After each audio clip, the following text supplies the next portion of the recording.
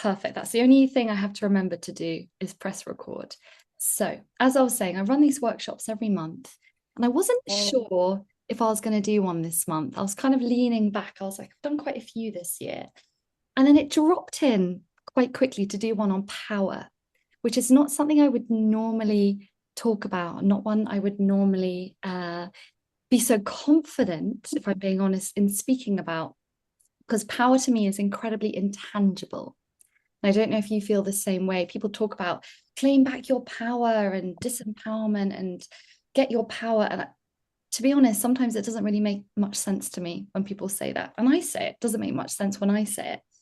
So, what I wanted to do was actually really go into what power means and why we think we don't have it. And so, this is a workshop for you guys here as well as for anyone watching it afterwards. So just so you know, it is recorded and it will be put on YouTube. So people who can't make it live can watch it. So if you're not comfortable with that, that's not a problem. You can turn your cameras off, you can change your names, but it will just be sent out to people who've signed up. So this workshop is about you and your relationship to power, your understanding of power. And together, hopefully by the end of it, we'll all have a really nice understanding of what power is, where is it within us, and how can we, as the title of the workshop says, reclaim it back, because it hasn't gone anywhere. It's still there. We might think we've lost our power, but from my understanding, it's just a little bit dormant within us. So in this workshop, we're gonna do some chatting. We're going to look at some soul contracts, and we're going to do some divine healing at the end to sort of bring everything together. And I love to start with just a little introduction, just so everyone can just get a feel for who's showing up today. So I think you know me, I'm Antonia. I'm based in Cambridge in the UK, and I love to help people understand themselves, because I think the more you understand yourself, the more you can step into command of your life. A bit like, I know how I work, therefore I can respond to life more than react. It's that sense of not control, but command, like being the captain of your ship. And that's my joy. And that's why I run these as well. It took me a long time to get up the courage to run them, but that's all about power as well. So we'll talk about that. So, what I'd love to hear, just very briefly, and only if you feel comfortable, where you're based, and maybe what drew you here, or when you think of the word power, what does it mean to you? Because I'm sure you all came here for a reason. And normally the reason is in the title of the workshop, How to Reclaim Your Power. So I'd love to hear if anyone feels happy to share where they're from and what power means to them, and maybe their relationship to it, just so we can get a little bit of a feel of where everyone's coming from. So who wants to be my first brave volunteer? Sarah, I see you are directly in the middle of my screen smiling at me. So it's on you. just put me on the spot. I did. I'm so sorry. That's fine. Hello. I'm from the UK, so the north of England. I don't know about my power. I think to me, if I were to step into my power, it's to be unapologetically me, perhaps, which is hard, I think, sometimes because we've got conditioning, whether it's from family, society, which kind of can keep us smaller, I think, and we think that we maybe should be a particular way or something. So then, yeah, I think it's to do that, and also, I suppose, placing boundaries as well is quite important to be in your power.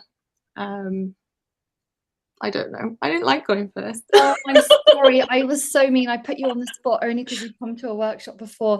That was perfect. And you know what? I absolutely love everything you've said. That is what I think power is. It's being yourself and aligning with your values and not letting the conditioning of the family around you, the family matrix more than anything else, pull that away from you or hide it from you. And boundaries are just such a big part of that. So thank you, Sarah. That was beautiful. That was just perfect. And it can just be a word, what does power mean to you? Just chuck a word in the air. So I don't want to put anyone on the spot. Karen's ready to go. Go for it, Karen. Yeah. Um, so I'm in the United States, Northeast area.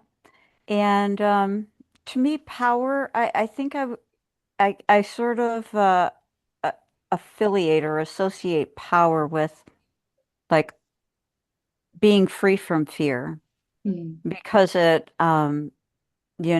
fear seems to be what probably holds me back from most things. Um, and it's also a common theme in my life, so that's probably why I associate it with that. But you know, beautiful. Free from fear. Yeah. Fear is such a big part of it. Such a mm-hmm, big part. mm-hmm. And having fear and resistance to our power is another very big piece of this. Sure, yeah, Yeah, mm-hmm, we're going to talk about mm-hmm. this.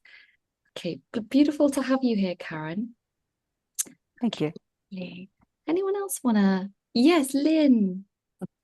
Yeah. Okay. Hi, everyone. I'm sorry about the light. I'm kind of appearing like a shadow. It's all good.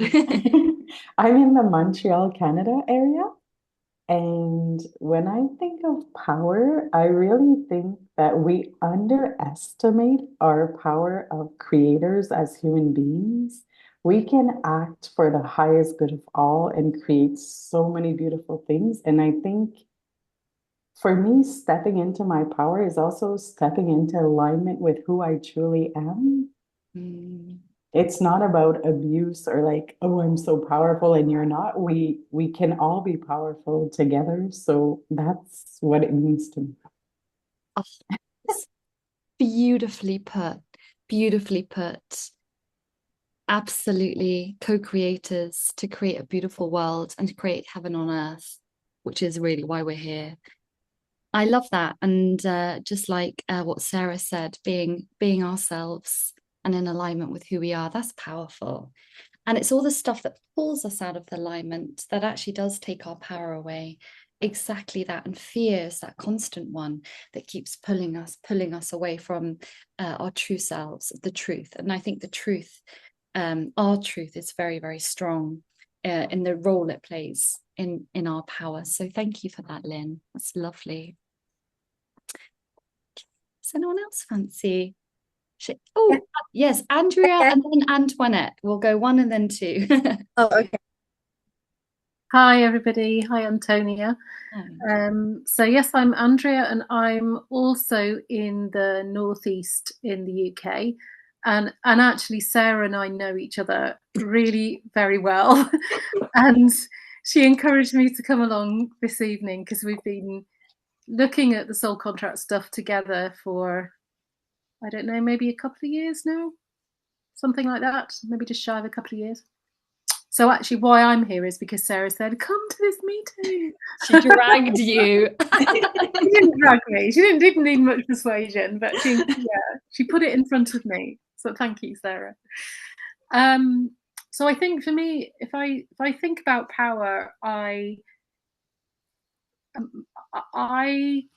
understand it for myself as being, I kind of feel like my power is in my energy field, so that my I kind of sense it as an energy field around myself, and I'm aware that other people might experience my power in a different way to how I perceive it. And I've sometimes been in positions of power. So I've been a manager. I am a manager of people and organizations. So, however, I have a more difficult relationship with my power. So I kind of sense that although there might be a kind of a power energy around me that I think we all have, I agree with that. I think we all have it. I don't often put my awareness in it.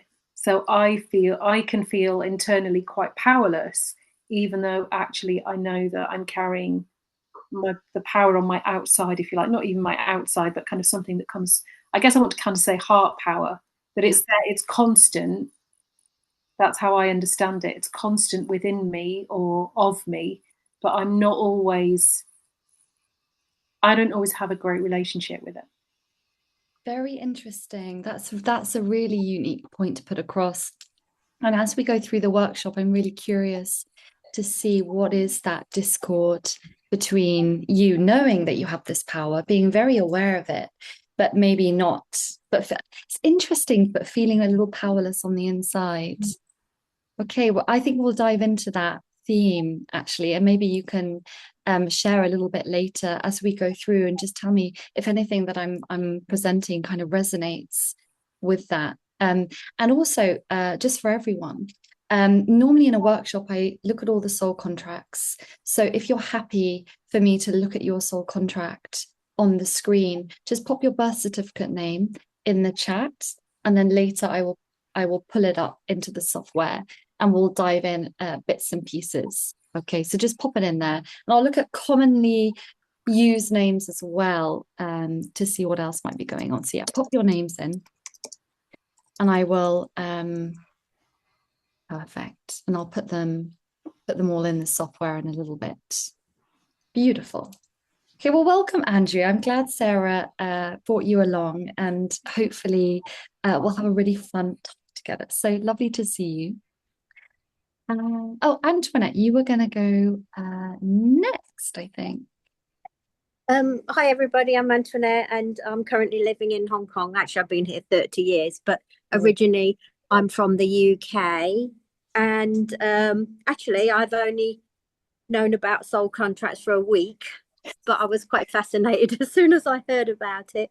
So it's all very new to me. But stepping out in my power, I often get kind of paralyzed, but more because I find it, maybe I'm conscious of what other people are going to say or think about, when I step out. So I guess that's fear, isn't it? Yeah. Really. But and then I often don't actually step into myself because, like, oh, that person might think that of me, or so I get sort of paralyzed that in that way. Yeah. Okay, so a little bit of that fear, a bit like Karen, just holding you back a little bit. Yeah. Lovely. Thank you for sharing, Antoinette. And we're going to talk about that because that is actually one of the themes, because often with power, we can have a fear and resistance to it. We cannot feel good enough to have it. And there was something else as well, but we'll get into it. But that's a really common theme with this when I was prepping this today. Welcome. And Betsy, did you want to introduce yourself briefly? I'm not sure because you're not on camera. It's completely up to you. I will. I go by Betsy, but my legal name is Margaret, but I'd rather use Betsy to talk. Mm-hmm. Anyway, I'm in the United States. I'm in San Francisco, California. I have never been fully in my power. Okay. I've been afraid my entire life. I've had horrific childhood and been in trauma response my whole life. And I've had psychotherapy and on antidepressants, and ended the last piece was TMS, which totally opened up my full brain. And I've always been psychic and intuitive. So I've been in my power and spirits and, talking to God and that whole piece.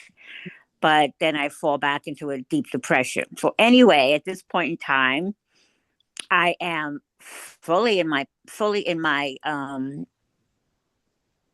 consciousness and my spirituality, and my intuitiveness and my psychicness is getting stronger. And I'm brand new to this. It's about a week also, and my soul led me to this, and things have just been falling into place that way. And I'm very excited. I'm very excited to learn more about this. Beautiful. Well, thank you so much for sharing, Betsy. And it's a pleasure to have you here. So we got two very new to the soul contracts, which is really great fun. We're definitely going to do a big dive into them. And it's interesting, Betsy, as you were speaking, I often find that the people who are here to open themselves up so intuitively can often have those situations where their power is deeply repressed. And so it's a joy for me to hear that you've come out and connected so deeply with it on the other side of everything you've gone through. And I'm wondering if there's a particular energy in your chart which is all to do with this. Yeah, I'm not too. Thank you. Yeah. Oh, we'll get into it. I think that's everyone. Okay, fab. Beautiful. Let's get stuck in. I'm just going to make a note of the time because I want to make sure that we have a good amount of time to do our healing at the end. And normally I yabber on a bit too much. And we go over time, but I'm going to do my best not to do that. That's cute. I'll do my best, everyone. But if anyone does need to leave, I'll let you know if we're short on time. So let's get stuck into it. Okay. Oops. There we go. Don't know why it's doing that. There we go. So, how to reclaim your power. As I said, I was a bit hesitant to do this workshop because I speak a lot normally. I'm actually just going to move you guys up to the top. I normally do workshops on fear, visibility, fear of being seen, fear of success, fear of failure, all the really fun ones around fear. And the reason for that is I have a ton of 7s on my soul contract. I've also got karmic 5s. And 7s and 5s can be quite fearful numbers. They're both about the feet and stepping forward into life. And if you don't have them in your birth certificate soul contract, you might have them in your commonly used name, which is the name you would have gone by as a child, no middle names. Or if you got married as a woman and changed your name, then that can also happen as well. But let's get stuck into it. And the other thing I was going to say, July, it's the year of the horse. It's July. Something about this month felt all about power. So I'm a Leo and I've got 9s, and 9s are a very big power energy in the chart. So that was the other vibe that I was getting. And a lot about life is about following the flow of your spirit. So the mind will say things, say you should do it this way, and the soul will guide you in a much softer, more intuitive way. And life is all about letting go of the dictates and dominates of the mind. It's not really a word. And leaning back, quite literally, and letting life flow more softly.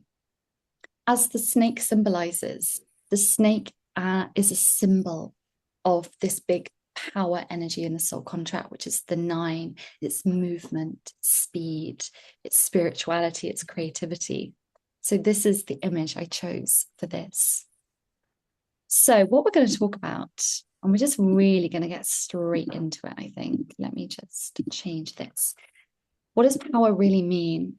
And I really loved everyone's understanding of it because it's so unique and it's such an intangible thing. How do we lose it? And when I say lose it, we don't lose it. We just get disconnected from it. It's a very, very different thing. And what is the energetic blueprint within the soul contract that actually creates experiences of disempowerment so that we can learn through that challenge and come out the other side with a grounded, authentic embodiment of our power? Because that is how the soul contract works, especially for you, Betsy and Antoinette, who are very new to it. Our soul contract is not designed to punish us.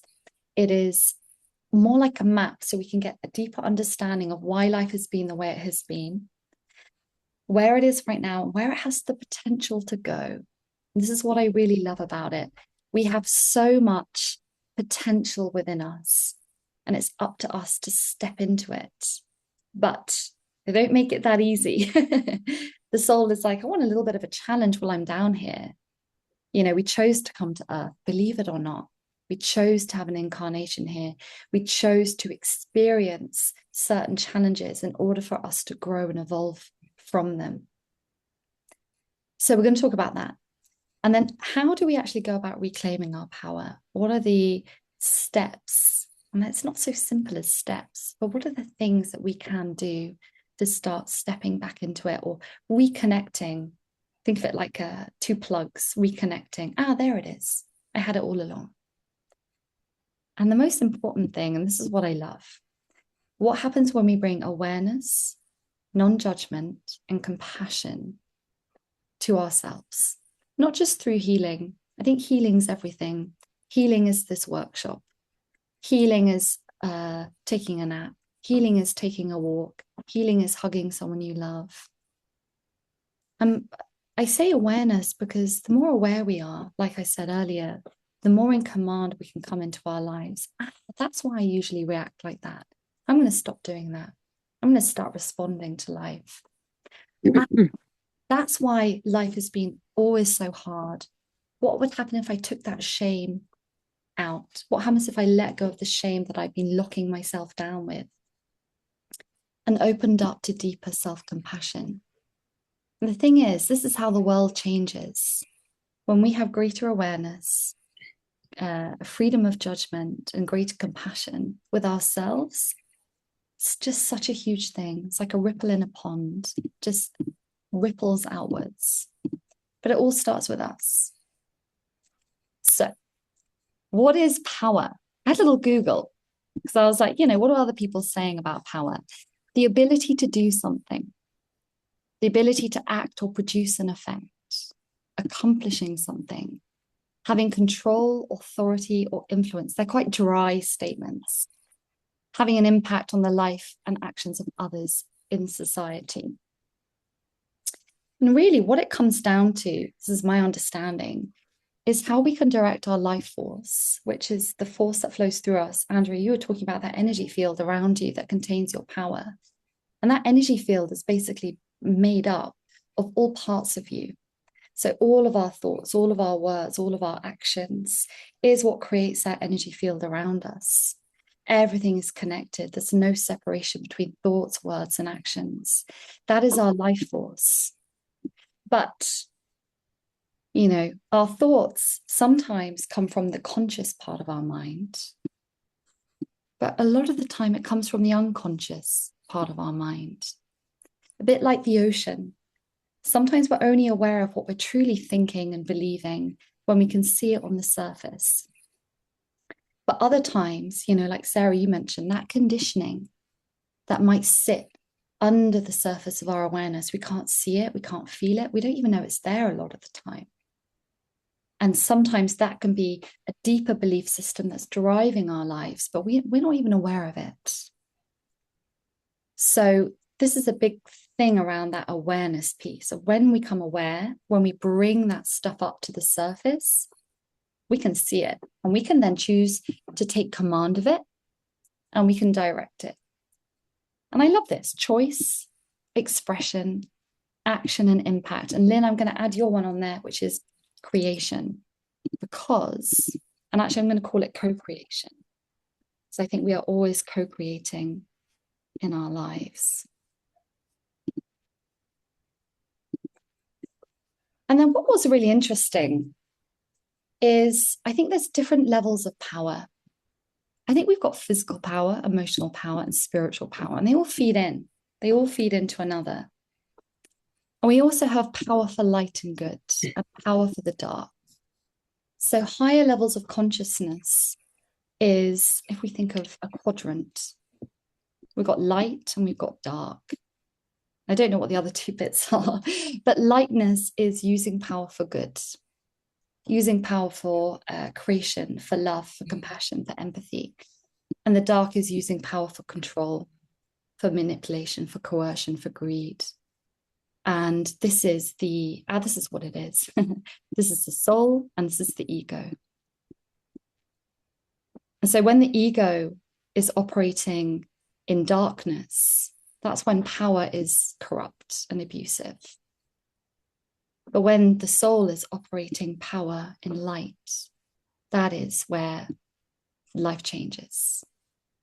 But unfortunately, in this world that we live in, as I'm sure a lot of you have experienced, lots of us experience disempowerment, and there's lots of pretty dark stuff happening in the world. which is for us a reminder more than ever of keeping our strength and keeping our light. So we're just going to have a little scan of this. I just want to then check in and just see how it resonates with you guys. So physical power, our capacity to move on the material plane. What can we actually do with our bodies, with our minds, with the strength that we have? This is like taking action, working, following through, creating. And some of us might think, okay, I've got physical power down. I am physically powerful. I know I am. I can do stuff. I can make stuff happen. And some of us might feel, this is where my power feels a little bit weaker. Sometimes I have ideas, but I can't do them. Sometimes I want to take action, but I just can't. I can't do it. Or I don't feel as strong as I could be. And then we've got emotional power. And this, for me, more than anything, is that resiliency within us. And there's one particular soul contract energy which can sometimes struggle with this, which is the 11-2. And I'm not picking it out because it's in any way a tricky number to have. It's the most beautiful number. But 11-2s in particular are here to learn emotional resiliency. And then that ability to communicate emotionally with ourselves, to hold ourselves and also with others is very powerful. You know, some of the most powerful people in the world that I see are ones who can communicate. They communicate with their body language. They communicate with their eyes, with them, you know, the way that they speak. I think it's very powerful, you know, like keynote speakers. And then the power of empathy. I mean, I think a lot of us are like, oh, you know, the world says conditioning, for example, don't be so soft, don't be so sensitive. But I think having empathy is the most powerful thing in the world. It's the game changer of all things. And I think for a lot of light bringers, which is everyone here, I think everyone's very empathetic and very connected emotionally. And I would say all of us are probably very, very strong emotionally, very powerful emotionally. And then we have spiritual power. So this is living in alignment. I think you said this, Sarah, being unapologetically yourself, which is living in alignment with your core values. Who am I? How do I want to live? Lynn, you said this as well. It's knowing your truth and following and speaking up about it. It's connecting to that soul intuition, that higher self intuition, and following the soul rather than the ego. And I probably missed loads of stuff off there, but I just want to do a little snapshot and I want to check in and ask, does anyone resonate in particular with one area that they feel powerful in and one area that they may feel less powerful in? And I don't know if anyone wants to share one that they feel quite connected to and one they may not feel so connected to. Yes, Andrea.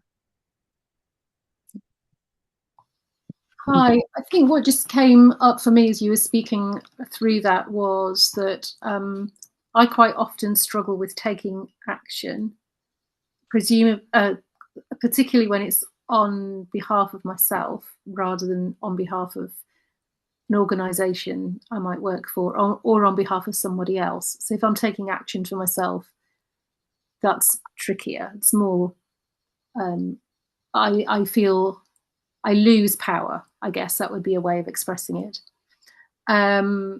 Whereas I feel that I'm emotionally resilient and I feel that I communicate reasonably well. I feel reasonably powerful when I'm communicating, and certainly in the work that I do, feel that I have great power of empathy. Yeah. So, yeah. That's beautiful. And I'm not surprised you work with people to manage people. And there's some particular, I'm really excited to look at your chart actually because of the work that you do. This is all about people. I don't think we can work with people unless we have that emotional power, that ability to communicate, to empathize. So yeah, that makes sense to me. And thank you for sharing that. Yeah, we'll look at your chart in a bit actually and look at that. Does anyone else resonate with something in there in particular? Because I know sometimes oh, Betsy, were you going to? I better be quite honest. but I resonate with the spiritual part more and more. Yeah. I've always been, and that's what's really helped me through my life, spiritual and intuitive and psychic. And I was a hospice nurse for 35 years. Mm. And I have seen a lot spiritually, glory to God. And the other piece I'm not really feel powerful is, I guess, emotionally, really to be able to express myself more, just more easily. Yeah. And I guess physically moving through through the world. Yeah. Yeah. Makes sense. Yeah. You're very, very connected spiritually, very powerful spiritually. And what a job to work in a hospice as well, because that must have been wild. The things you would have seen and experienced and the conversations you would have had. Unbelievable. Just it was a honor. It was a pure honor. And I started with the beginning of the AIDS epidemic, and it was actually honestly being in a war, because you were at the front lines and scared to death because you didn't know if you were going to get it because nobody knew anything but then. But I just felt I needed to do it because I worked worked with people a lot. And I mean, people would come up the side of the building dying, or honestly, you know Yeah. dead. I mean, and it was a lot, but I relied on my goddess God and my angels, and I would always just call them in when I was doing my work. And I saw spirits leave the body. I've seen I've seen amazing things. I have no doubt, and that's why I asked you. And actually, just speaking of this, Betsy, is it okay? Can I look at your chart quickly? Sure. Oh, not I, mine. I hear.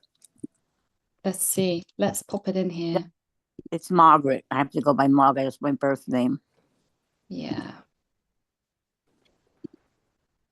Okay. Let's have a little look at this. Just as you were speaking, I was like, I really was picking up on that 13-4 energy, which is that loving, mothering energy.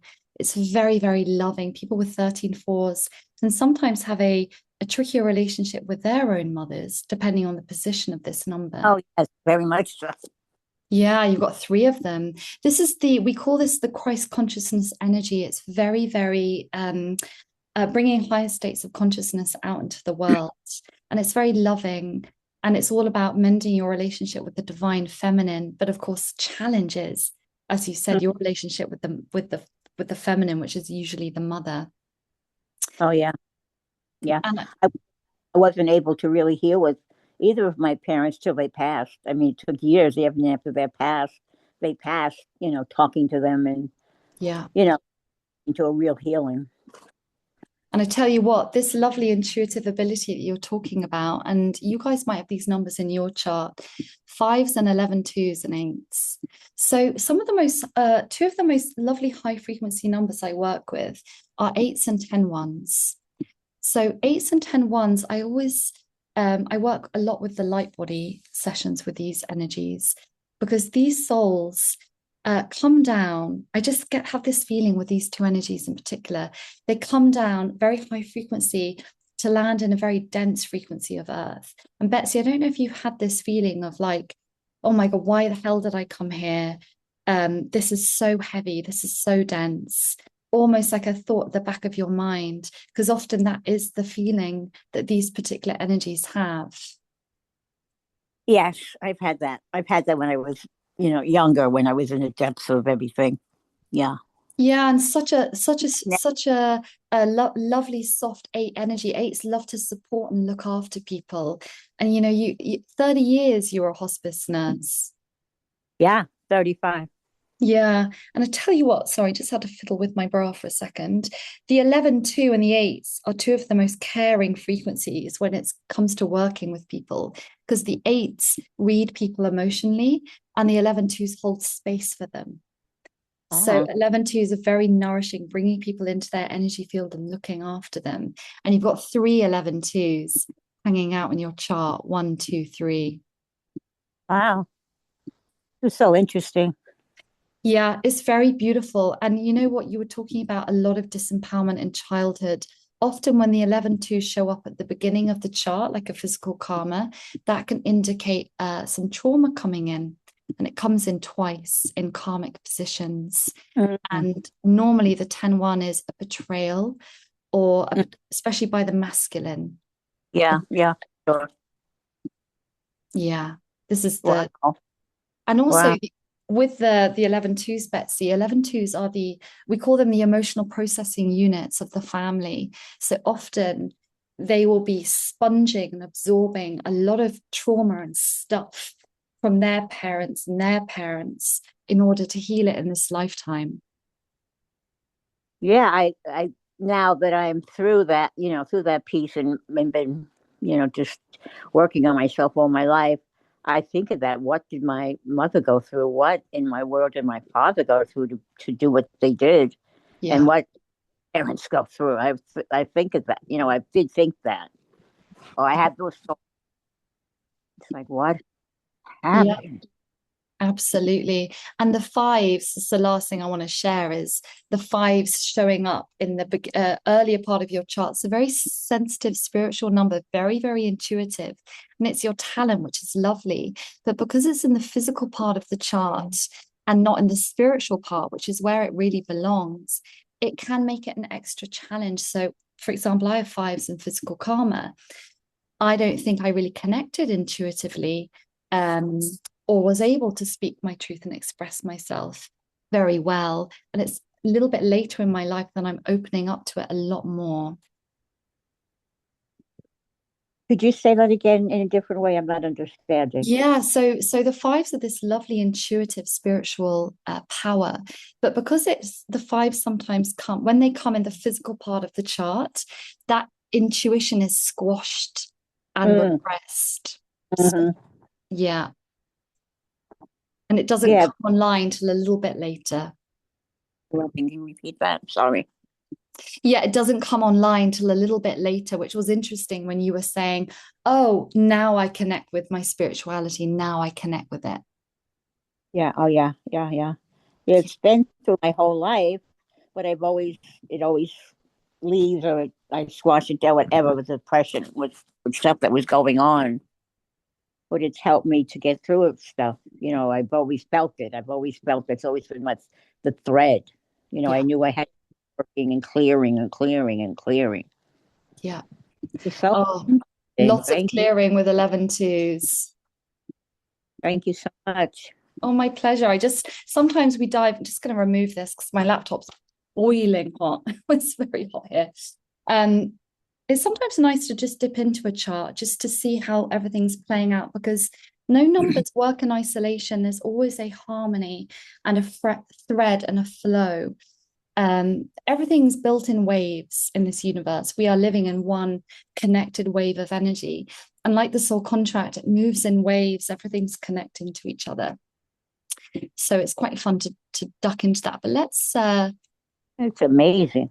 It's pretty cool. Yes. So how do we lose? Oh, I'm going to say lose our power. Well, this is the thing. I don't think we do lose it. I don't think, oh, that's a terrible color. Can't really see that. I don't think we do lose our power. I think we've become disconnected from it, afraid of it, or conditioned that it's not safe to express it. And, as we said earlier, power is neither light nor dark. It just is. But I think we've witnessed a lot of people, not just in our own lives, but in the world on the main stage, abusing that power, who do not have the levels of consciousness to use it with integrity. And I do feel like a lot of humanity has come down here to learn how to use power with integrity. And this is a very, very big challenge because if we are disempowered, we have the choice to then disempower others. That's our first option. To reclaim our power, we can therefore disempower others. Or the second option, we can reclaim it through a lot of work. One option is easy and one option is hard. So this is how I saw it. Power that is unconscious can become dominating and misused. I think we all can think of people and situations in our lives where people have done that. Bullies, parents, world leaders. They're some of the worst. Power that is aligned. What was that, Betsy? I say I will not mention his name. Lots of crazy people around the world are just this madness. Power aligned with fear can control and manipulate. And this is interesting because Karen, I can't see you. You're right at the end there, Karen. I've moved you. I can see you now. You mentioned fear. And I think I remember seeing sevens in your chart, Karen. You not got sevens. Oh, unmute for a second. Oh, Karen, if you unmute, yeah, there we go. No sevens. I have 2 11 twos, 2 22s, and then a 10 1 and 15 6. Okay, we'll look at your chart in a minute because sometimes I was going to say that fear that we have, especially with sevens, can put us in a position where we don't want to be out of control. And so we control as a response. And I was going to say a lot of people do that. So when we're feeling that people are exerting their power over us, it's because they have a fear of being out of control. It's a typical thing. Bullies, for example, bully others because of their low self-esteem. It's the same thing with people who abuse power, are often fearful of not having power. And so they push it out too strongly into the world. Now, power that is suppressed can become passive or resentful. Now, this is one I really resonate with myself. I can't quite name what that power is that's been suppressed within me. Maybe it's being a woman in today's society. I think that's a big part of it. But I can feel quite sort of lean back too much. I can be a little passive. And then when you give too much to the world, or when you stay in passivity instead of action and forward motion, we can build resentment. And I don't know who here also connects a little bit with maybe experiencing resentment at some points in their life. And you don't have to say, but I just want you to think about it because I definitely do. It's one of my biggest energies is I can just feel a bit pissed off and a bit resentful because I'm holding that disempowerment. I'm not working with it and moving it through. And this is a really big thing. We have to move that disempowerment through us. We have to move the trauma through us. Otherwise, it sits in our fields and builds into anger and resentment and frustration. And that's a very blocking energy. But this is lovely. Coming back to you, Lynn. Power aligned with love is creation, protection, healing, liberation. It's very beautiful, fluid, movement, graceful. And then power that is fully integrated. So in the light and in the soul is sovereignty. That is sovereignty. And we're here to become sovereign. We're here to become sovereign of ourselves more than anything.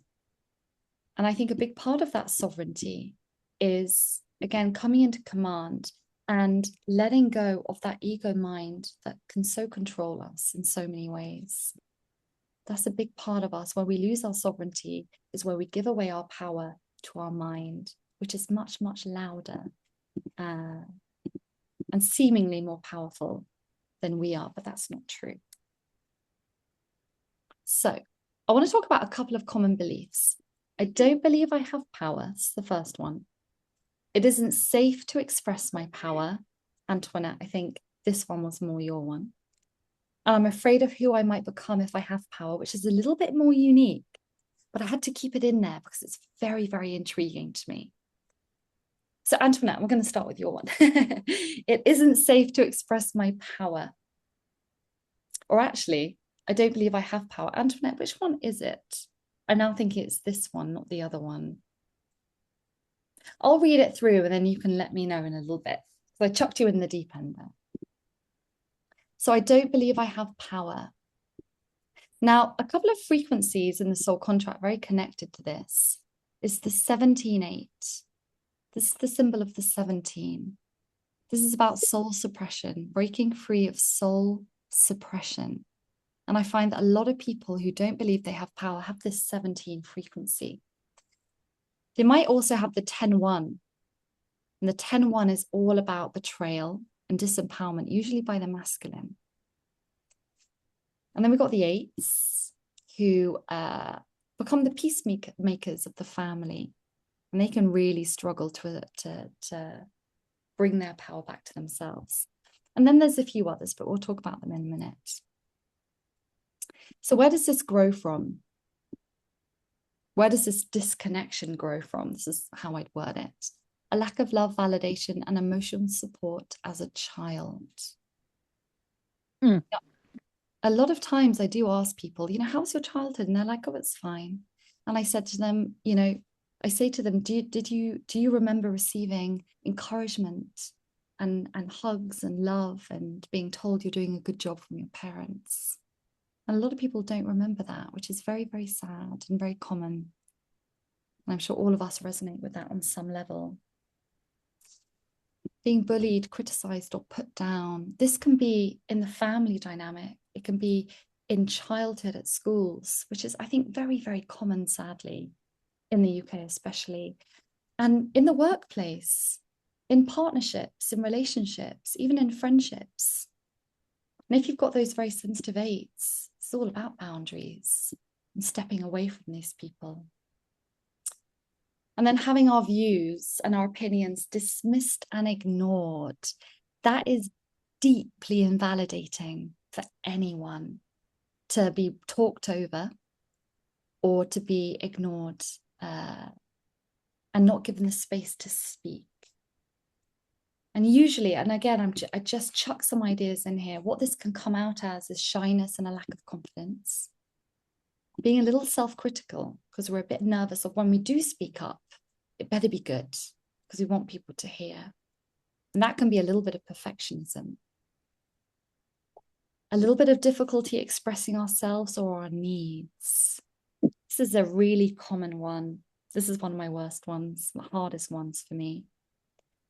Lack of self-trust, waiting for permission to do something, move forwards.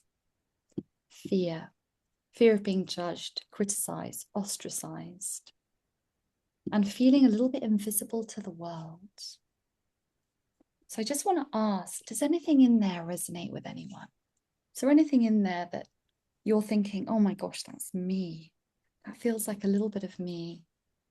And we'll take a look at the chart and see what's in there. Andrea. Yeah, I'm kind of chuckling a little bit here. I'm going to get your chart up. What's making you chuckle? Yeah, just when you said 10, I think I've got 10-1 in my chart, and just really aware that, some of my childhood experiences were not feeling very encouraged. I went through a period of being bullied. I was brought up by teachers who were always criticizing because you were never quite right. I was the youngest of 4, so I was quite often dismissed and ignored. Youngest of 4. Oh, that's yeah. So when I was painfully shy, so some of that kind of what I was speaking about, I've got a kind of a bit of a weird relationship with my power. I think, I'm really aware that I have a very self-critical inner voice. I am constantly waiting for somebody to give me permission to get on and do the things that I want to do. And I trip myself up with my fear of being judged. So yes, all of that kind of was resonating. All of that, all of the above. Okay. So yeah, as soon as you said that 10-1, that being self-critical, that it's that very hard-working energy. I must work hard. I must do it right. I must get it right. And it's interesting, you mentioned that feeling of, I have this aura of power around me. 10-1 is a very powerful energy, and people probably pick up on that just within your fields. It can be a very, very powerful energy. I mean, people can really feel that one. The other one people can really feel quite tangibly is the 9s.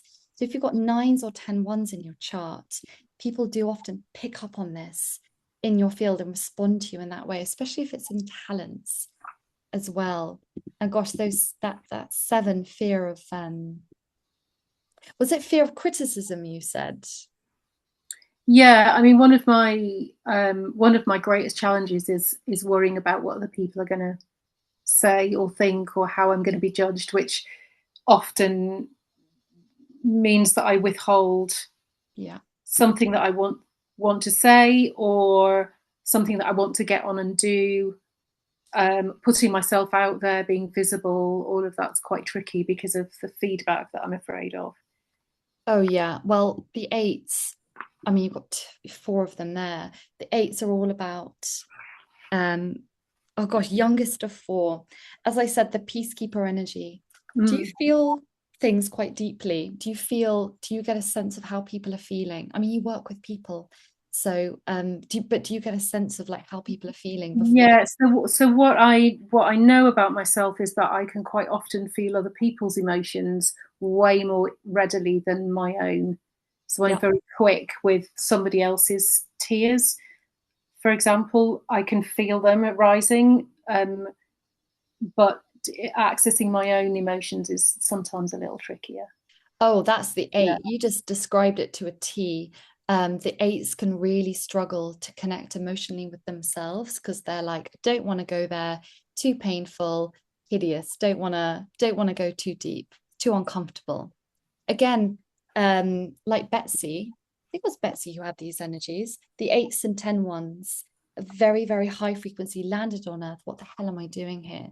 Now, the 8s would have been, even when you were a child, you probably would have been feeling the emotions of your siblings and your parents, and then come into that sort of role where have to put everyone's needs first, have to keep the peace. And added to that, these 3s are a master number. 3s are all about coming into your confidence, but more than confidence, it's your worth. So when you mentioned earlier at the beginning, I know I have this power, but sometimes I feel like I don't have any, or I can't. You mentioned, there's a particular word you mentioned, something around not feeling it. That's the lack of confidence, because you've got it. It's a lack of confidence. And 10 ones can often put the needs of others before the needs of themselves. Same with 8s. It's a bit of a pair, these two. And that might feel a little frustrating because you've got these 6s. Don't know if you ever get a little frustrated and a bit restless. Very frustrated. 6s through and through. Highly creative number, though. Yeah, highly creative. And then the 22s are just, you're a seeker. This is a beautiful seeking, expansive energy. What next? Where can I go? What can I uncover? But again, those 2s are very, very sensitive, very good for holding people emotionally. How interesting. Both you and Betsy support people in your work in different ways. Betsy was a hospice nurse. You work with people. The energies of supporting people are the 2s and 8s. More than anything, the 2s bring people into their aura and they buffer them and support them. But it can make people with this energy a bit up and down emotionally themselves. Yeah, no, that really resonates. Yeah. And I mean, I work as a therapist. I'm training in end of life work. So I manage a charity. I've got a bit of a portfolio of work, but mostly it's about people. You're right. Yeah. Beautiful. You're taking on big challenges. This is the 21-3, and you're expansive. I love these energies. This is very much coming out of hiding and expressing and sharing with the world. But the 21-3 is taking on challenges. And I would say a big thing for you, for your power is, yes, boundaries. Breaking down boundaries within yourself, but building up boundaries with other people. Yeah, that makes sense. Yeah. And you've got wonderful energies to work with people with the 7s. 7s and 8s work with people really, really well. With the 10 ones, it's very good to commit to a spiritual practice of some kind where you can just connect with yourself. And it could be things like meditation, which I really struggle with. Anything that just brings you back into your center a little bit. and helps you connect in. But beautiful chart. I love hearing what people do and then seeing how it shows up in their charts. So yeah, Thank you, Antonia. no, thank you for sharing. Now, normally I'm very organized and I have everything here, but I forgot to plug my laptop in. So I'm just going to run to the other side of the room, grab my charger, plug it in. And as we do this, I'm going to let you read the next slide, which is, it isn't safe to express my power. And then hopefully someone will resonate with it. Give me 1 second.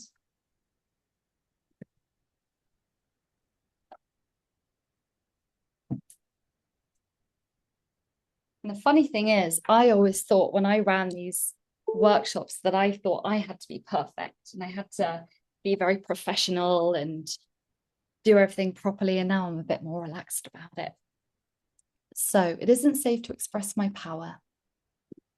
Now, this often comes from witnessing or experiencing a misuse of power, being punished. This is the tall poppy syndrome. When you succeed or you stand up or you stick out, it's that people cutting you down. You know, when you start to get maybe people who get a little bit popular on social media attract a lot of hate comments. Now, hate comments, I did a whole video dissecting this. Why do people write nasty comments on videos?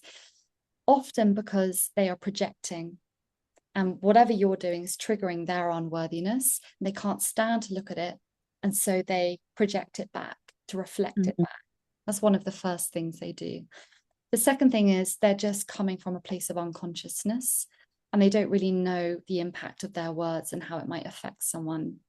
And then the third reason is just people can be on that scale of sociopath, narcissist. They know exactly what they're doing and they're doing it with joy.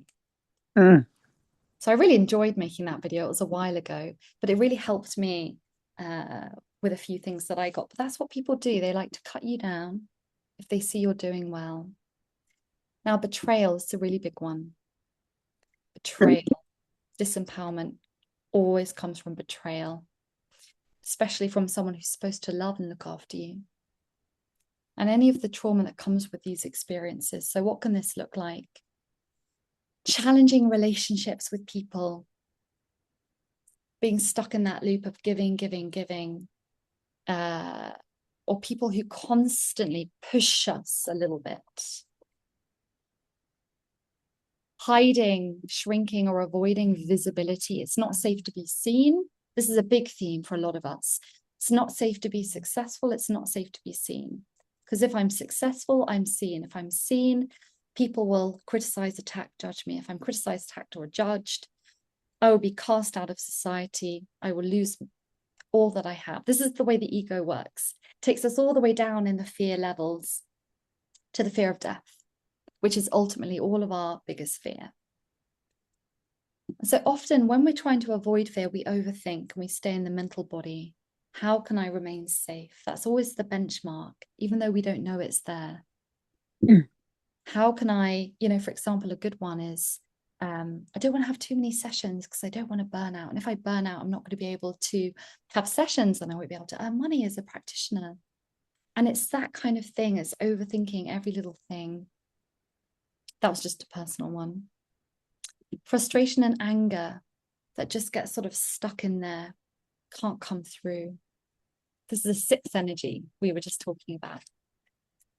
Self-sabotage. Now, I'm sure this is one that we're all a little bit familiar with. Sabotaging opportunities that could lead to success, that could lead to visibility, that could lead to standing out. Oh, but it's not safe. That's what we feel deep down. It's not safe. So I must sabotage that unconsciously. And I work with sabotage all the time with clients. It's one of the most common charts to come up. And it's very sneaky and it sits under the surface. And we're kind of semi-aware that we're doing it and semi-not.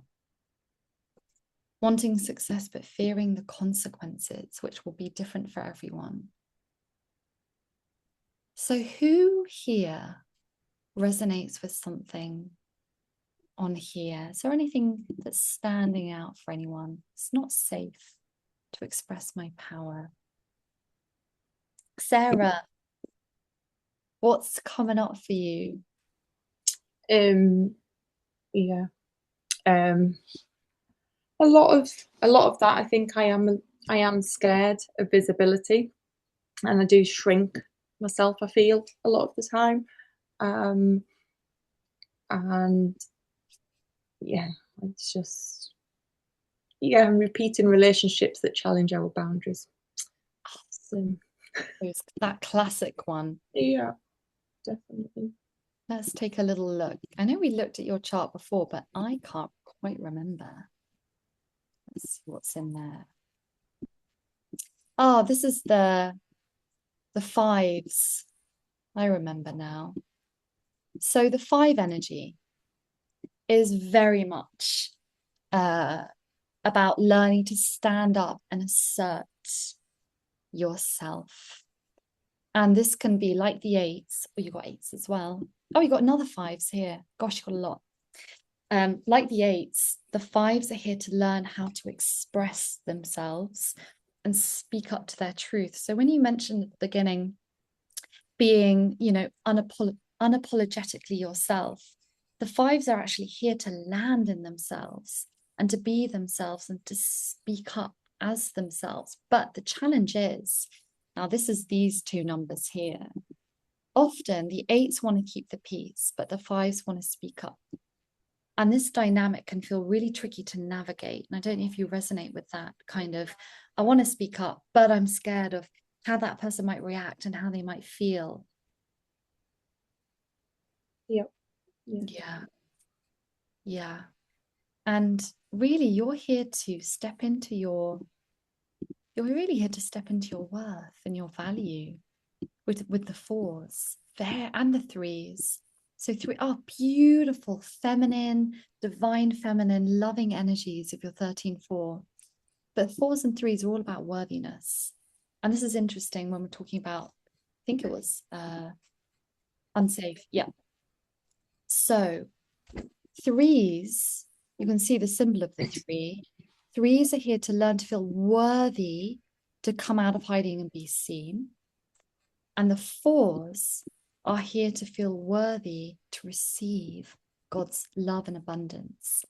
And God's love and abundance is our parents' love. It's our partner's love. Because God is a reflection in everyone that we see. Because God is within all of us. We are all the universe, living and having this experience in this physical incarnation. But I get why it's so scary, because you've got this big 16-7. And interestingly, with this 16-7 in the spiritual karma, I think I remember talking to you about this. This is about letting go of anything that's not love flowing through into your life. And sevens are about stepping into the most authentic version of yourself, despite any heartbreak that you might have experienced. So both of those beautiful fives and sevens of stepping out and being seen, speaking your truth, being seen for who you truly are, and sharing that with the world. That's what your soul is saying 2 times over in your soul destiny. 13-4s are here to share themselves out with the world, but themselves as the most conscious, loving, radiant, divine versions of themselves. And I see that. I look at you and I just see that 13-4 in you. When you've been doing this for a while, you can pick up on the energies that people have in their chart. Not always. I'm not that way, but you just sometimes can.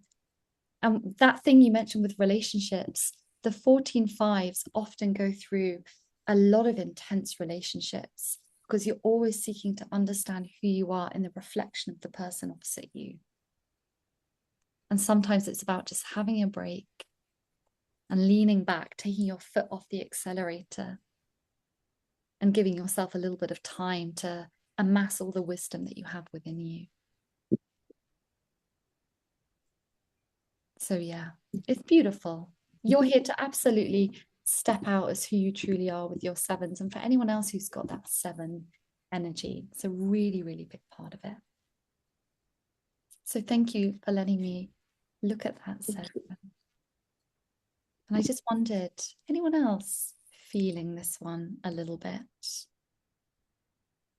Anyone else connecting with this? Otherwise, we'll move on. Okay. I'm afraid of who I might become if I have power. Now, this is very subtle. This is a very subtle one, but I still think it's very strong. And I want to bring attention to it because I think it's quite unconscious. Powerful people hurt other people. This can be a very deeply lodged belief. Therefore, I mustn't become powerful because maybe I'll do the same thing. I don't know if I can trust myself. You know, these are all common beliefs. Visibility makes you arrogant. I didn't really word that very well, but almost look how confident they are. They must be so arrogant. Almost when we look at super confident people or super successful people, we think they might have a big ego attached to them, which is not always the case. Money or influence corrupts people. Money is the root of all evil. Such a strong belief that's ingrained within all of us. And how clever, because that subconsciously stops us attracting money because we don't want to have that connection with that in that way. If I become powerful, I will lose something of value to me. It's a little bit more of a subtle one. If I succeed, this is a big one, others will envy, reject, or attack me or judge me. And I do actually see this playing out. I see it playing out. People really turn on people that they see doing well. It's the tall poppy syndrome, cutting a tall poppy down to size to make other people feel bigger. And it's just those people are not conscious of it. And this is a good one. To be spiritual, I must be passive, humble, and small. You know, I think there's a lot of very dodgy stuff in the spiritual communities. My understanding is we are spiritual because we are spirit. And if you identify with being spirit, part of the divine, then you're spiritual because you have an understanding of it and you connect to it. But a big belief with a lot of us is I must always give, I must love everyone. You know, a lot of people are love and light, gotta love everyone. And this can be our downfall. And I do this as well. If someone does questionable behavior, I think, oh, poor them. They must have gone through something really awful to have done that in that way. Oh, I must try and put myself in their shoes. I must turn the other cheek. And actually, that's not always the best way forward, I think, in terms of us remembering our power. So being spiritual actually means we are insanely powerful. This is wrong, I think. I think being spiritual is we are so powerful. Lynn, you said this. Yes, and Antonia, this slide, you just read the title and my entire body is shaking. I'm not feeling well at all. So this, I 100% resonate with everything. Lynn, how interesting. Thank you so much for sharing that. Oh my gosh, I've just got to look at your chart and see what's going on in there. Because I do remember seeing it. How interesting. I wonder if you've got nines. Let's have a look. Because I don't know, but it's like, I just feel like screaming. Okay, just take some nice deep breaths. Just keep yourself nice and grounded. If your feet are on the floor, let's just cancel that. If your feet are on the floor, just feel them nice and rooted in. And actually, it's okay to be feeling like this. This is great. This is the body saying, oh, there's something going on there. Let's see what you've got. Oh yeah, there are the nines. So you've got very strong energies. You've got the 10 ones and you've got the nines. So nines sometimes show up in a soul contract when we have experienced or partaken in, as everyone has, a misuse of power. Not in this lifetime, other lifetimes. And it's like a thread or an echo that comes in. So your soul being like, okay, this time I'm going to get it right. This time I'm going to be in my integrity with my power. And it's hilarious because all of us have been perpetrators. All of us. No one here has always been good in our lifetimes, because you start off as the perpetrator, then you move into the victim, and then you move into more of the healed, healing, moving through to the other side. So Lynn, how does it feel to sort of, you know, me sharing that, well, maybe in a past life? Oh, yes. I absolutely believe that because ever since I'm little, I guess, I've always said I need to be good. I need to be good. Like it just plays like in the background, which I'm not a terrible person, but it's as though I I think I would know what it's like to be really not nice. Yes. Oh, this is really interesting. I was speaking to Nicholas about this, who wrote the book. Now, he was talking about the nine energy, and he said, and I really connected with this because I can feel it as well. When you have this nine energy, and I have it in my spiritual goals, sometimes we can feel that we could, if we wanted to, abuse our power. It's like we know the feeling. It's so strange. It's very hard for me to Yeah. describe, but you're nodding. So yeah. Yeah. And we just think, how awful would that be? I could so easily do something awful. So I better go very far in the opposite direction. And you know what's really interesting, Lynn? And this is for any of you guys who have fives and nines. The fives and nines sit on the opposite levels of the power spectrum. So nines, I would say, are more physical power. And fives, I mean, physical powers in this physical reality. And fives are more of a spiritual, intuitive power. So again, when these numbers are showing up in any of the karmic areas, and I love that you've got both of them, this is this knowing of I could misuse my intuitive abilities. I could misuse my physical power, but I'm here to learn how to use them properly in this lifetime. Damn it. And so therefore they're in my karma. Okay, I love that. Yeah. Yeah. So yeah, and with the fives in particular, you're very much here to open up to your intuitive, spiritual knowing of truth, knowing of power within you, but in that lovely, grounded way. And with the lesson with the nines is if you have been disempowered, this is the lifetime to choose not to do the same to others, but to work through, which of course you're not doing, Lynn, because I know you, but to go in the other direction. But it can feel like a challenging energy to have in a karma. Yeah. Okay, how's the shaking feeling now? Well, it's calmed down a bit, yeah.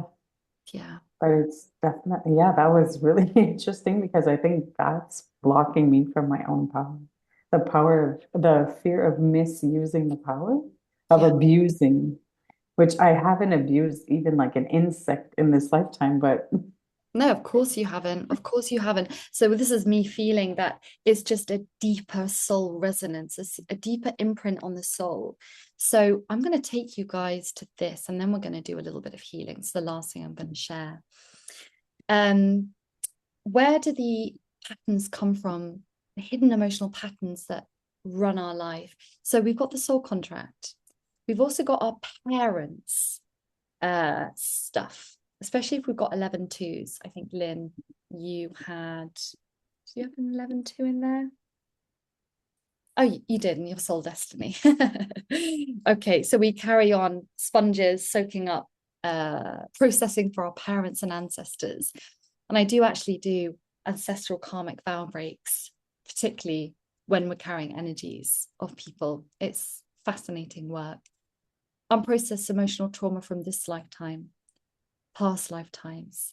Now, hidden energetic imprints on the soul level. So the soul travels and it carries the energies of previous incarnations. We have it all wrapped within us, but we can't access them very easily. This is the thing. A little bit harder to access, but they are there. There are lots of programming running on the soul level. Interference. Interference is almost like we have a negative experience that attracts in interference, low entities, low energies that feed off the emotions like grief, terror, fear. And when we're in that energy, we attract more of that. So it's a nasty little dynamic. We don't fear them, we just clear them. Maybe we'll do that today. And then any other imbalances on a physical, mental, and emotional level, which can disturb us in some way. So as we saw with Lynn, there can absolutely be things just under the surface with that. Okay, So I think what we're going to do now, whose chart haven't I looked? I've looked at everyone's chart. I haven't looked at yours, Antoinette. I saw you. Let's get it up. Do you want to tell me just very briefly what's coming up for you watching this? Yeah, if you go back to slide 6, I resonated with lots of things on there. That one, I don't believe I have the power. Okay. Yes, this makes sense with what you shared.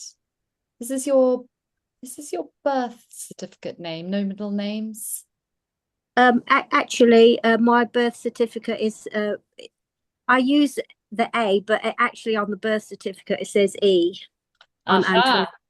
Interesting, but you go by Antoinette with an A. Well, actually, only up until 2 years ago did I realize the birth certificate said E. On every other document I have, it says A. Wow. See, this is very interesting. The soul doesn't make any mistakes. Oh, we'll just take Lynn off for a moment. Sorry, that is a E, Antoinette with an E, not an A on the end. Yeah, so your birth certificate is Antoinette with an E, but were you going by Antoinetta in your life? Yes. Yes. Yes, I am. Like my passport and my ID card and everything is with an A. Very interesting. So this is very common. This actually happens a lot. Okay. Oh, here we go. 5s and 7s, 5s and 7s. Lovely sensitive 8s as well. Lots of love with your 12 3s and 13 4s. The two of the most loving energies. 12 3s are more sort of I call it the puppy dog. So expansive, so excited. The 13 4, just like Sarah, you're here to just reconnect to your worth and receiving love and then sharing that then out with the world. But when you talk about, let's go back to that slide. This is really interesting. It's your 5 energy, shyness and lack of confidence, the speaking up, the expressing yourself, the sharing what you need. This is the 5 energy through. It's a very soft, subtle, gentle energy. And then you've got that dynamic with the 8s. Do you feel people's stuff, their emotions quite easily? Oh yeah, oh definitely. I always pick up everybody's emotions, and if someone's crying or they're happy, I do. Actually, I'm a hairdresser, so I pick up a lot of people's emotions. Very interesting. Yeah, and when you're touching their hair, which is just such a intimate connection with people. Oh yeah, you're very much so. As I said earlier, the 5s and 7s are about fear. So each one is connected to a foot, each of these energies, and stepping forwards and making yourself and your needs and your desires and who you are tangible. This is what the 5 energy is about, making yourself tangible. So 5s often have, maybe you'll resonate with this, 5 often have lots of ideas, big imagination, lots of thinking, very connected. You're here to ground it though. You're actually here to ground it and make it real. And the way that we make things real is we speak it into existence. And as we speak into existence, the speech is an energy in itself. The whole soul contract work is based on sound, because sound is vibration and vibration is energy. So with your 5s, Antoinette, you're here to speak and act on your truth, which is initially going to feel a bit hard. But one of the biggest things to do is you're here to connect with your emotions, just like Andrea with your 8s. Yeah. And to feel into, where was your heart broken? Where did you experience emotional abandonment or not receiving, not feeling safe to be yourself in the past? And just allowing yourself to tune into that is a big piece of that. And coming into your confidence as well. 3s are all about stepping back into your confidence and feeling worthy to receive and worthy to share yourself and everything you have out into the world. And I love that you've got them both in your soul destiny.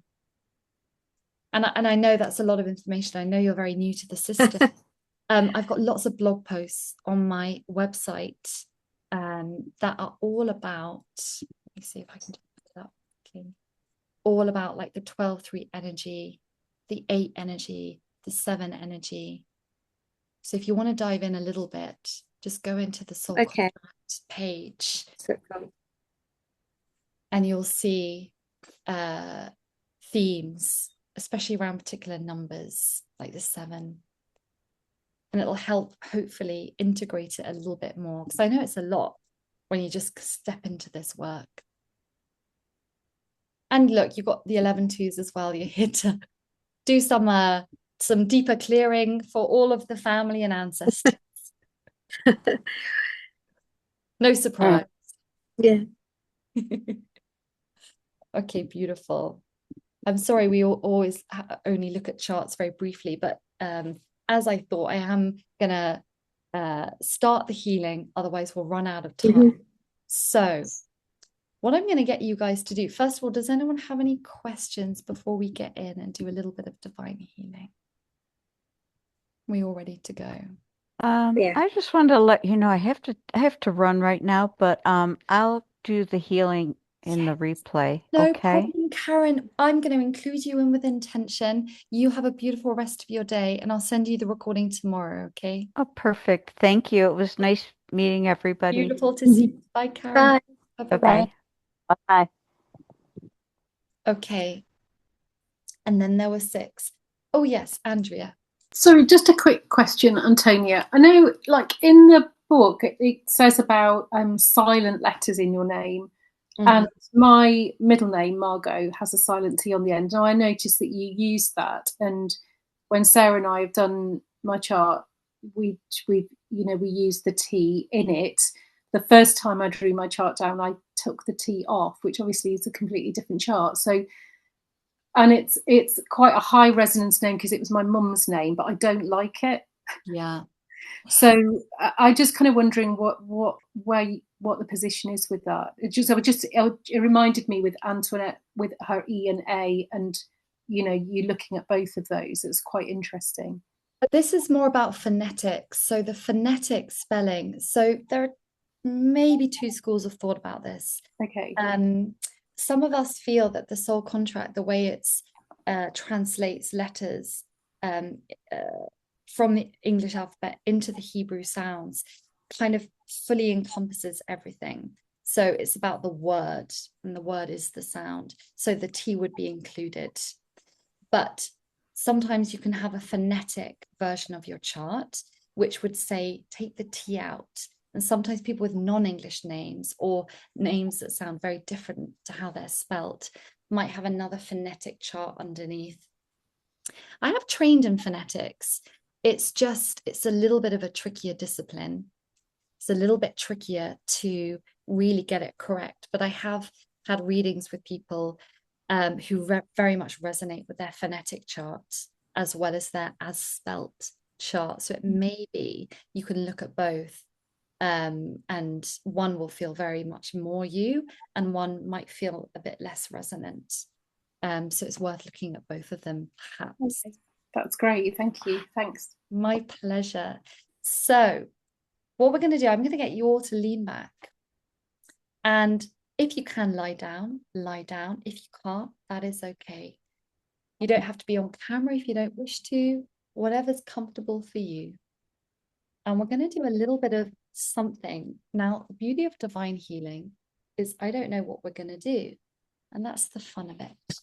So I'm just going to pop you on mute, Betsy, just for a minute, because I might get you guys to do some things out loud. So I'm going to get you to shut your eyes. And we might go a little bit over 15 minutes. We might do 20 minutes. So if anyone needs to go, that's fine. But hopefully you can stay. I'm just going to get you to start breathing in through your nose and out through your mouth. And when we breathe out of the mouth, we land more in the body. So in through the nose and out through the mouth.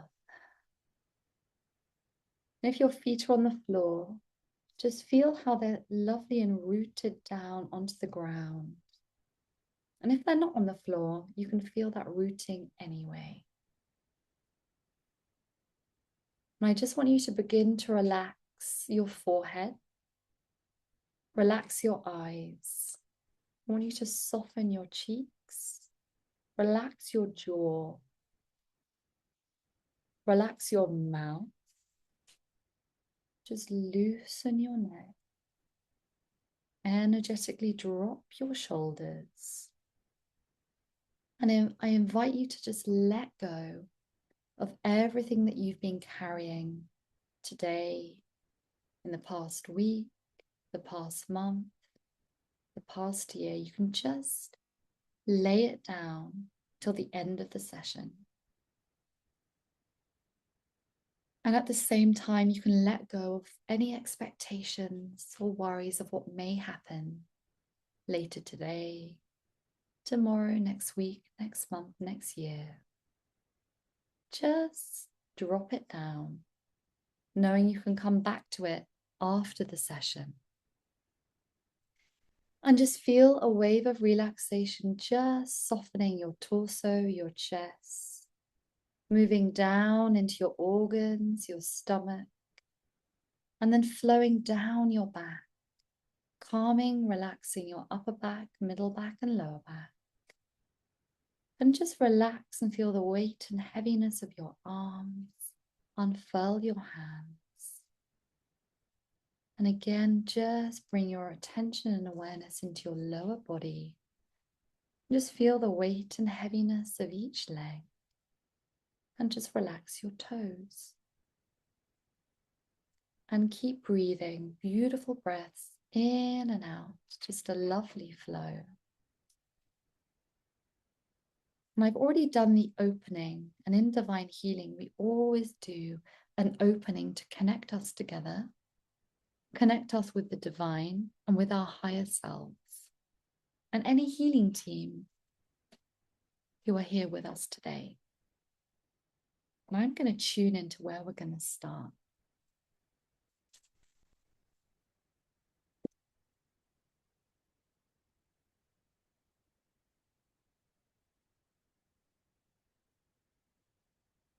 This is lovely. This is a chart that came up in my healing group earlier today. Hidden subconscious ego agendas. This is my favorite chart, to be honest, which is why it often comes up. But a hidden subconscious ego agenda is something that runs under the surface to keep us limited, stuck, or playing small. And I'm getting that it's a collective ego agenda, meaning everyone's got this running in a different way. I'm going to see which one it is. And then I'm going to see how you all resonate with it. Okay, beautiful. So the hidden ego agenda that's running through is around defending an identity. So what I want you all to do is just notice how this resonates. Defending an identity, something within you running from the ego is wanting to defend an identity.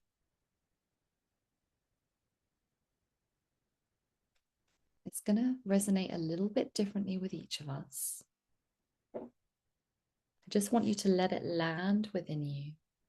Just notice what's popping up to the surface of your consciousness around something you're doing, around defending maybe an identity that you have or that you're running.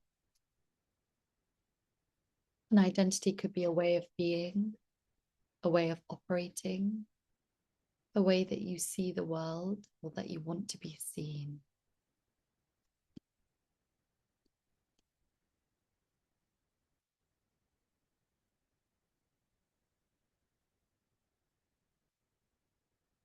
Something that defines who you are.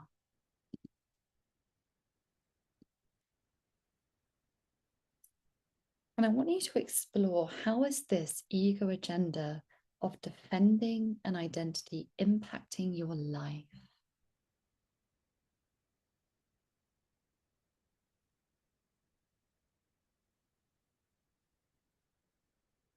Maybe tune into, well, what is that identity that I'm trying to defend?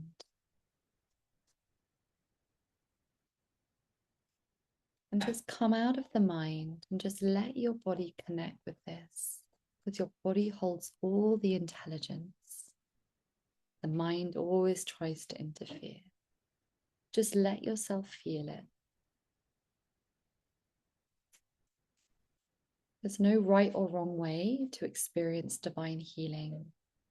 So it might be there's an emotion that you're feeling.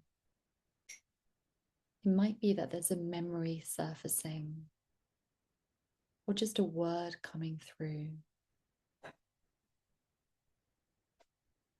Maybe you feel this program defending an identity somewhere in your body. Is there a part of your body that's really resonating with this, maybe feeling a little bit different? Just do a little scan and just see, where is this program operating from? And there's no rush, and there's no right and wrong.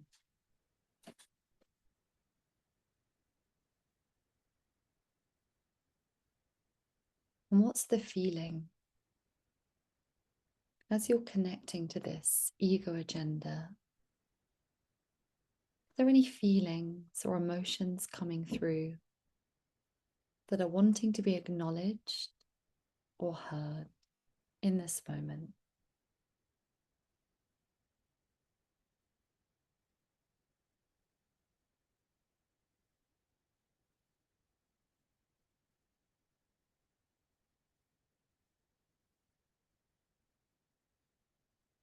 And where do you feel the emotion? Where is that emotion living in your body?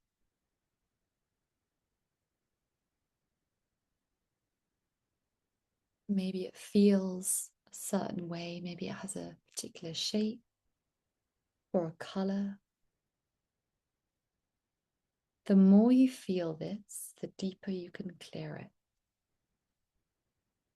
So I just invite you to keep opening up and allowing yourself to connect with the feelings.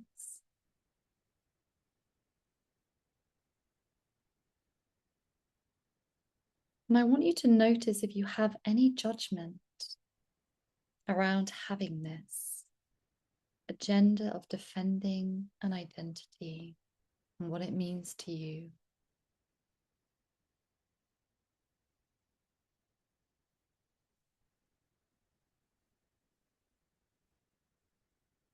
The more we judge and shame ourselves, the more we lock things in. So just be very open to noticing any judgment you hold on yourself.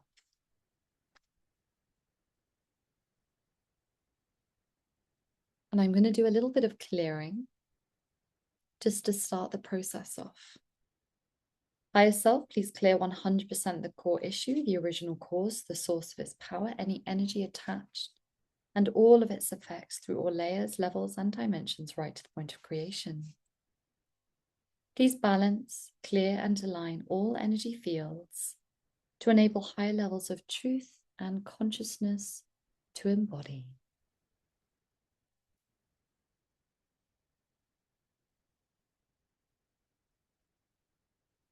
Thank you.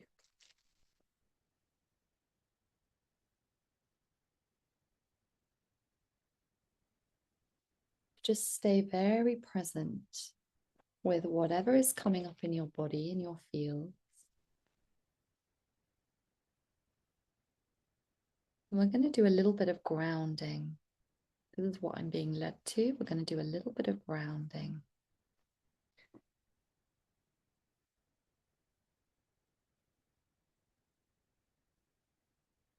This is one of my favorite charts. And in Divine Healing, we work with charts.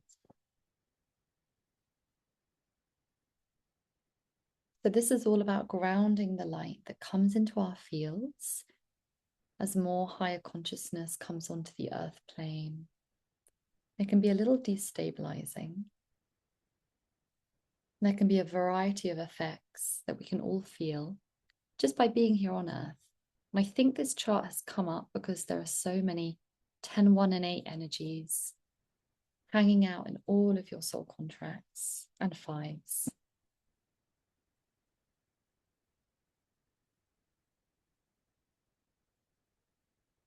So let me just see what source of light this is coming from.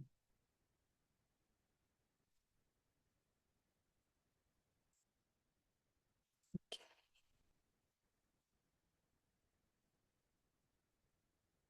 So the source of light is not something we can always rationally understand, but it's coming from the Divine Father. So we allow ourselves to just feel it and connect with that without needing to understand it.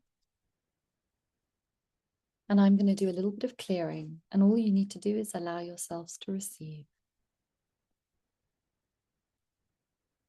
We ask the healing team to balance and integrate these incoming energies and their effects in the highest and best good for this group.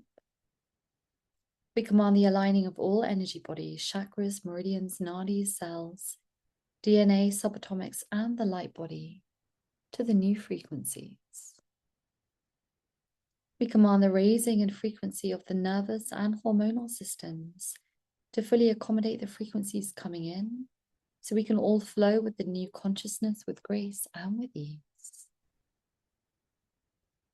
We command the encoding of all appropriate frequencies required, be they mathematical, geometric, light, color, sound, or other, at whatever level, to allow the integration and grounding of these new energies in this group's consciousness, their reality, their relationships, and in their connection to the truth of the I am.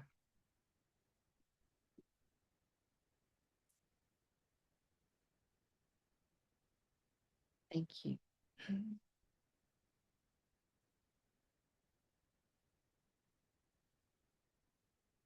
And what I want to ask you all now is, what would it feel like not to have this hidden ego agenda of defending an identity running in your life? Just allow yourself to feel, what would it be like? What could open up for me? What could feel easier, more graceful, freer?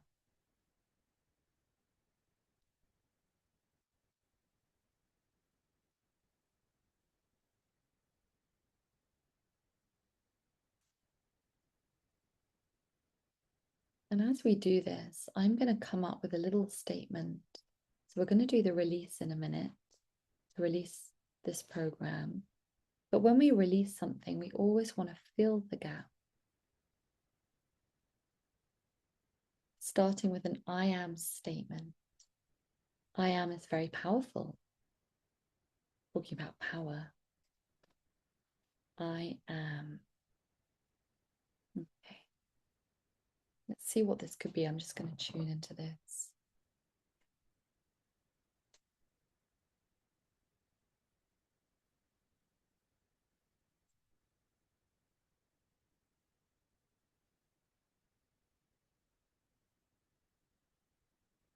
Okay, I've got it.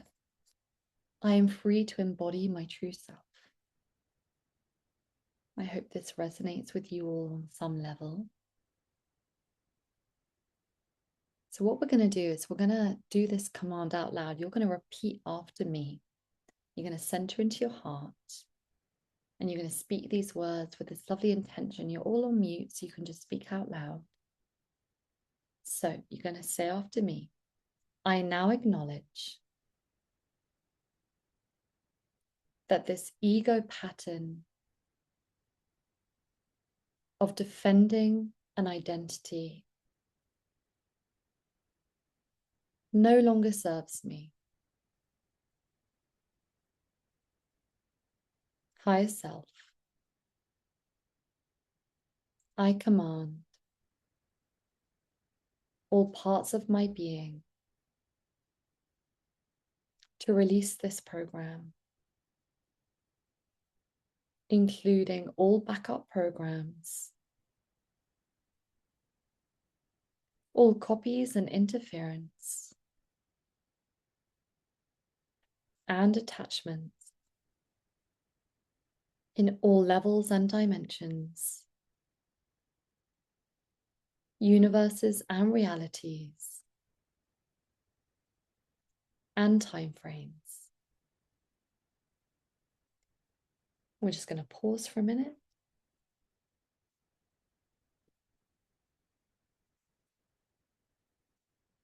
Center into your heart and repeat after me. I command grace and my higher self to integrate these parts of my ego so that every part of my being now fully accepts I am free to embody my true self. And we're going to tap this in a little bit, either just on your clavicle or on the side of your hand, on the little finger side. We're going to say this a few times. I am free to embody my true self. I am free to embody my true self. I am free to embody my true self.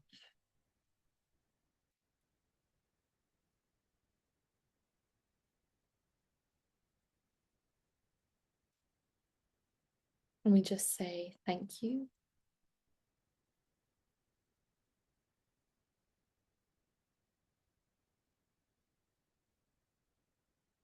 And just let that settle and integrate.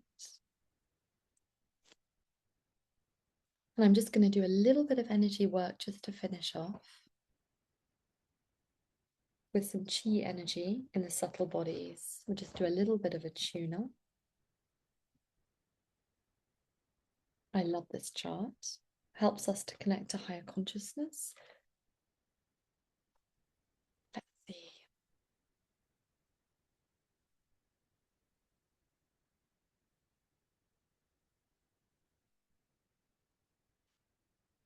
Higher self, please balance and heal the etheric template body to coordinate and access all fields of spiritual blueprint and connect to divine knowing, the universal mind.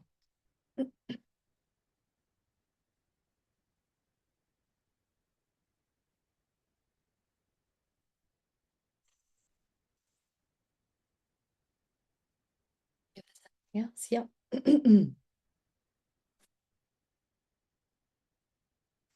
Higher self, please balance and heal the emotional body to allow willingness to bond and relax self-judgment and recharge energetic flows.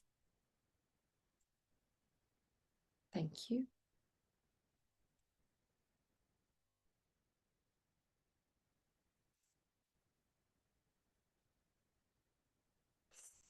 That made me yawn, that one. What last one? Higher self, please balance and heal the physical body, the etheric body, to clear all blocks to expanding senses and revitalize physical body blueprint and clear all imbalances.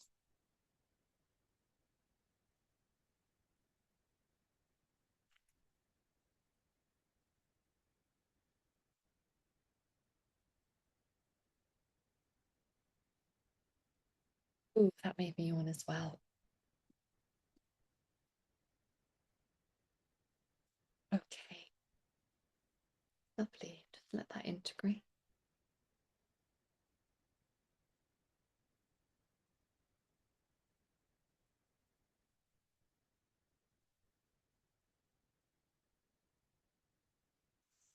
Ooh, so I yawn as a way for energy to come through me. So I'll just invite you guys just to come back very gently into the room. Divine healing in these workshops is always a bit short and sweet because there's always so much other stuff to talk about. I'd love to just check in and just see how you guys are doing. If anyone wants to share a word or two, just how they're feeling. I know we're a bit over time. Lynn. Yes, I wish to thank you. And I was super surprised because the thing that came up was I need to do it alone. And I was like, oh, yeah, that's true. I do that. Wow. So thank you. Yeah, my pleasure. That's a strong belief, isn't it? And as light workers, light bringers, we have this default of I have to do it all myself. Quite self-sacrificing, that energy. Yeah. Thank you for sharing. Mhm. How's everyone else doing? You guys okay? Just a bit relaxed and hopefully a bit relaxed. Anyway, I know I chucked you guys in the deep end with a hidden subconscious ego agenda, which can always be quite a deep one to go into, but that's where I got taken and that's what I trust. So I'm gonna finish in 1 minute because I'm very aware of the time. The one thing I didn't talk about. We are not here, but I think we picked this up anyway. This is not about forcing ourselves to be more powerful. It's just about reconnecting with ourselves. And the more we peel back the layers of conditioning and beliefs and programming and past lives and challenges and trauma, the more we can see and connect to and embody who we truly are. And that's powerful. That's the power. So we bring awareness to it. We bring our compassion to ourselves. And then we take responsibility, the ability to respond to life. That's stepping into command. And that is empowerment. And everyone here is doing it in their own way by taking responsibility for, well, let's get a deeper understanding of what's going on in my life. That takes a lot of courage. Most people don't do that. Most people go through life with their little blinkers on, living a completely different lifetime. But this is the lifetime you've all chosen to get, and me, to get very conscious with what's really going on under the surface. So it was a real pleasure to have all you guys here. I just love doing these. And the only thing I'm going to say, just for anyone watching the recording, you can get your numbers, soulcontractreader.com. The videos and blogs are all on my website for different energies. You can buy a report, which is like 120 pages that dives into it. If you're someone who loves to read, I'm a reader, or a live reading to talk about all the different dynamics and the numbers. And I've just started my White Opal, which is a very small, intimate group healing every few weeks. So the next season won't start till October. So if anyone's interested in this is the link.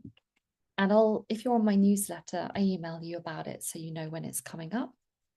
And it's 3 months where we go lovely and deep as a group. This is an hour and a half of what you just experienced. And we get taken all over the place. It's really fun. Very like-minded people. And then I do one-on-one divine healing sessions, which is just going right into your stuff with what you just experienced, but you're talking in a session is very different. So that's everything that's going on there. I always just want to share that in the end. Does anyone have any questions or comments before we leave and I let you go and enjoy the rest of your days? Everyone's all good. Antoinette must be very late with you. You must be desperate to get to bed. Oh, you're just on mute. Hang on. Yeah, it's midnight. It's midnight now. Oh, gosh. It's nearly 1 o'clock. Oh my gosh, let's get you to bed. I really admire your perseverance of coming. Thank you so much. Thank you. I've enjoyed that. It was lovely to meet you. Lynn, it was lovely to see you again. Sarah, it was lovely to see you again. Betsy and Andrew, it was lovely to meet you. And if you guys got any questions, you can email me. You know where I am. But just, yeah, wishing you guys a lovely rest of your evenings. Okay, thank you. You too. Thank you. Thank you. That was a very nice session. Thank you. My pleasure. Bye-bye, everyone. Bye-bye. Bye. Bye-bye. Bye, everyone.